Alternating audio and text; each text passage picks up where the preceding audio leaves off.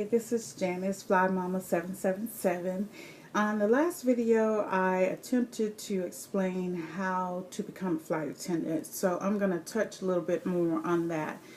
What you need to do first is apply. That's the first thing you need to do, and how you do that is that if there's, for instance, I do know that Delta right now, I believe they are hiring non-bilingual as well as bilingual positions. So what you would have to do first is there is a website.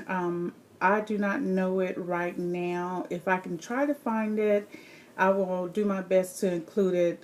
It probably won't be in this one, but maybe when I make some more videos on another day, I'll try to include that video or that link to that particular page. But what you can do is you can go to Google or Bing, and type in what airlines are currently hiring for flight attendants, and it will probably pop up or populate the airlines that are hiring.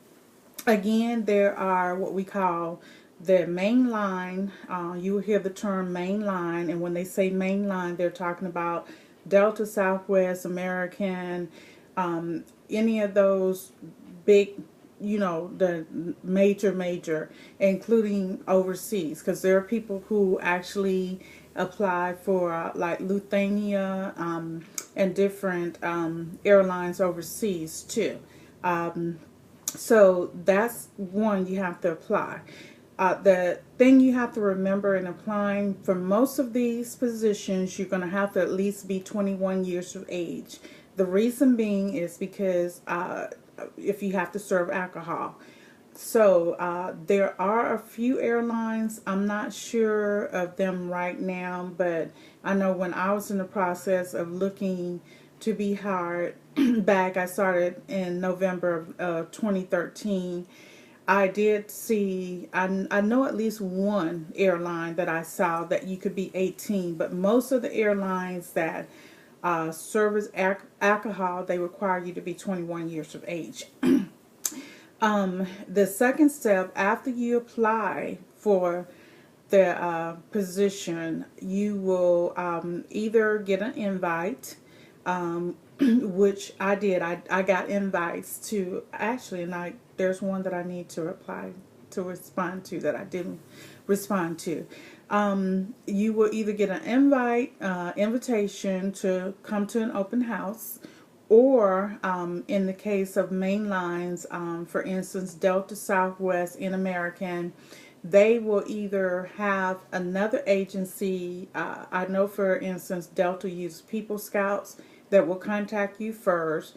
You will do a series of, normally it's about 6 questions that they will ask you, and based on how you answer those questions, then they will forward your information to a senior recruiter at that particular airlines, and then you will either get a phone call or an email from that airline requesting to set up, a date, or they will provide a date that they have available for you to come to their open house or to interview. Before you get that interview, I would recommend that you first of all make sure that you have a professional attire, whether it's a suit, pants, skirts for females, or a dress, and men, of course, suits. Please do not wear stiletto heels. Please do not dress as if you're going to the club. I would even suggest not necessarily dressing like you're going to church, because, with some people, they do know that dress. Like, for instance, this is a dress that I wore to church today. I would not wear this dress on an interview, because it is just not an interview dress. So you can wear dresses. There have been females that I know. For instance, there's a young lady that does interviews about, and she's a flight attendant. I believe her name is Fly Gal something. But she wore a skirt. It was like a floresy, like blue skirt and a white blouse, because of the time. Now, I interviewed, when I interviewed, it was winter. So it was cold. I wore a suit. I wore a jacket. Of course, it also rained the day that I interviewed. So you have to beware and always try to prepare ahead of time to make sure that you have the things that you need so that even though it may rain, and I mean, it really poured down raining. And actually, one time I interviewed, we had just had snow. So, you have to look at the fact with the weather does not play a part. When you fly, as a flight attendant, we have to fly in all kinds of weather. So, when you interview, just because it snows or something like that, don't just assume, oh, because it snow, well, they're going to cancel the interview. They're not going to cancel the interview.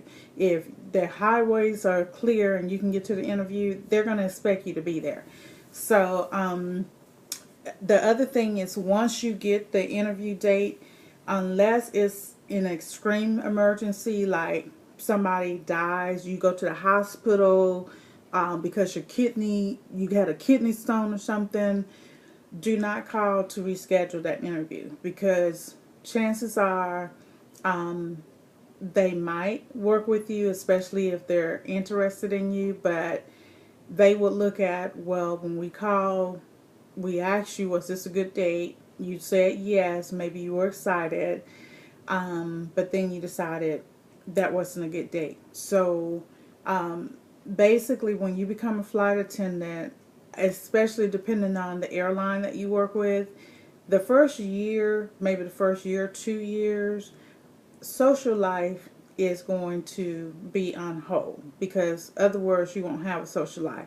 It will sort of be like being in the military. I was in the Air Force, and what they told us when we got the basic training, you know, mom and daddy can't help you now. You belong to Uncle Sam. So it's sort of that saying, not to that whole, but it's sort of like that with the airlines too. So just be prepared to, when you get that interview date, make sure that you are available for that interview date. Oh, excuse me, that's my television flashing. So if you saw some light flashing, that's what that was. So again, I mentioned that you have what we call mainline airlines, and then we have regionals. And regional airlines are airlines that they fly under the major airlines logo. For instance, AirTran, they fly for Southwest. American Eagle flies under American Airlines. ExpressJet flies under Delta. So, and you got Frontier, you got a lot of Spirit, you got Gojo or GoJet, I believe. There's a lot. There's so many regional airlines out here, and normally with regional airlines, their interview process is not as, how do I want to put it? They're not as stringent as mainline interviews, but they still have their requirements. So the basic thing is that you want to make sure that your resumes do establish that you have customer service experience. They're looking for that. They will be looking for a 10-year work history. Even in the 10 years, if you have been unemployed, you still want to put that you've been unemployed. However, during that unemployment, if you were a student, if you went to college, put that you were a full-time or part-time student. If you volunteered, put that you volunteered. They want any information that you have available. However, make sure in your resume for that 10-year history that you do not have any gaps. Because if you have gaps, it's going to look like, you're trying to hide something or, not disclose anything. The other thing, you will be required to have a passport. A lot of airlines, even if it's regional airlines, they do fly international. So one thing that they're going to want you to have before you come to the interview is a passport. how you apply for a passport is that you go to your county or state website. You can pull up Google Passport for where you go. Most of the time, you can get your passport either at a county, like county courthouse. They can process it. The mail, your mail carrier, or you have to go to the mail. I'm saying your mail carrier, but your post office. That's what I meant. There are some post offices that will process it as well. Or you can send it to the main, I think it's like it's a passport place that they have.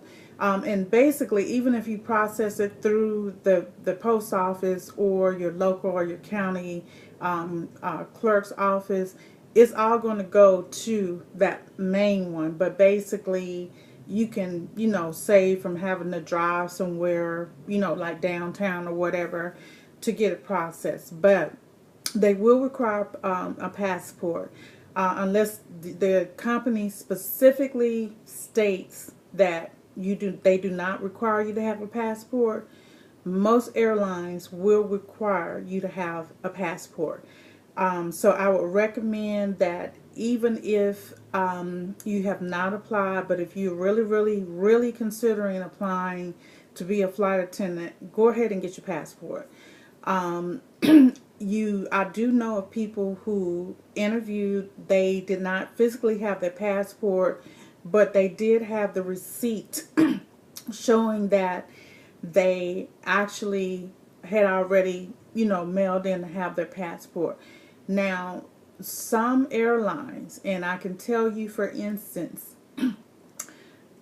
a lot of the major airlines, when they contact you, because when you read their job description for flight attendant, it's going to tell you that you need a passport. And if you get to the interview, even if you have, or they call you, because when they call you, they're going to, and when on the application, it asks you for your passport number, the expiration date, and so forth. And also when they call you for your questions on, or you do your face-to-face interview, part of that, they're going to ask you about your passport. They're going to either ask you to, to get it, to tell you what the number is, when the expiration date is, or something. And I have known of people who have had interviews with mainline airlines, but did not get their passport. And guess what? They couldn't interview because they didn't have their passport. So make sure you have that done. I'm trying to think.